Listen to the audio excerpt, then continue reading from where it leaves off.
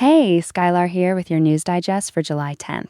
Apple just dropped a lawsuit on OpenAI, GPT-5.6 proved a math conjecture nobody could crack, and a memory chip maker just had the biggest foreign IPO in US history. Let's get into it. A bombshell landed late yesterday. Apple is suing OpenAI, accusing its senior leadership of directing former Apple employees to steal trade secrets. The lawsuit specifically names a longtime former employee now at OpenAI, and Apple says the misconduct went all the way to the top. This isn't a patent squabble. This is Apple alleging organized trade secret theft. The AI industry's talent war just got a courtroom battlefield. Next up, GPT-5.6 Sol Ultra, OpenAI's most advanced reasoning model, just produced a proof of the Cycle Double Cover Conjecture. That's a math problem that's been open for decades.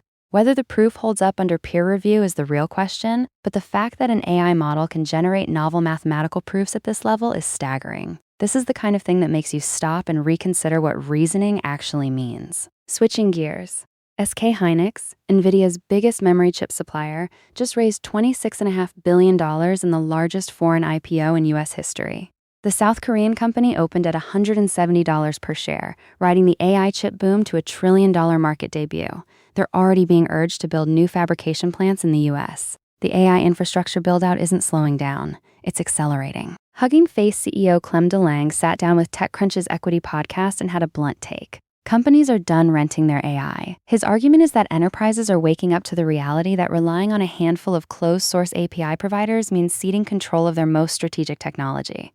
It's a compelling pitch for open source. And honestly, after watching Apple sue one of those very providers, his timing couldn't be better. On the funding front, Oratomic just raised $300 million to build a quantum computer that needs only 20,000 qubits. That's a dramatically lower bar than most quantum efforts. And the round was co-led by Arch Venture Partners, Spark Capital, and Khosla Ventures. Vinod Khosla clearly sees something here. If they can pull off a viable quantum machine with that qubit count, the whole field changes. Moving on. The EU is telling Meta to disable autoplay and infinite scroll on Facebook and Instagram, or face massive fines. The EU's Digital Services Act is flexing, and this is one of the most direct attacks on engagement-driven design we've seen. Whether this actually changes how billions of people use social media is another question entirely, but the regulatory pressure is real. China recovered its first reusable rocket, and they did it with a method nobody else is using.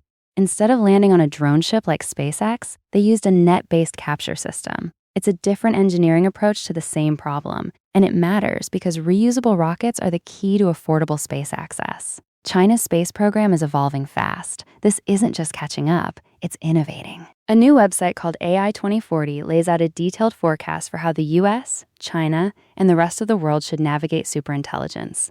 It's a think piece turned policy roadmap, and it's been climbing Hacker News all day. The core argument: we need a coordinated global strategy now, not after the models get smarter. Worth a read if you're thinking about the long game. And finally, Netflix is reportedly planning always-on live TV channels. Think traditional cable-style linear programming, but streaming native. It's a full-circle moment for the company that disrupted linear TV in the first place. The line between streaming and broadcast keeps getting blurrier. 3 things to try. Check out the GPT-5.6 Sol Ultra math proof on OpenAI's site. Even skimming the abstract is a glimpse of where AI reasoning is heading. Read the Hugging Face CEO interview. His open source argument lands differently after this week's Apple lawsuit. And spend 10 minutes on AI 2040. It's one of the more thoughtful takes on superintelligence strategy. That's your digest. Full details and links are on the site. Catch you next time. Bye.